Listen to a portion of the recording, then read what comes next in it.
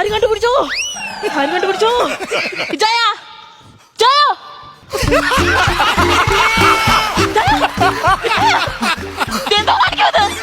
2 minute കൂടെ നീ ഓടിയായിരുന്നെങ്കിൽ എന്റെ നാക്ക് വന്ന് പാദത്തെ നക്കിയതായിരുന്നെങ്കിൽ.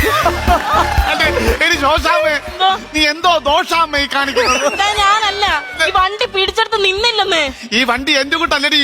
അതെന്തോ അങ്ങനെ പറഞ്ഞത്? നീ പിടിക്കുന്നിടത്ത് നിക്കാൻ വേണ്ടി. ഇനിയെങ്കിലും ഇത് നിർത്തിക്കൂടേടി.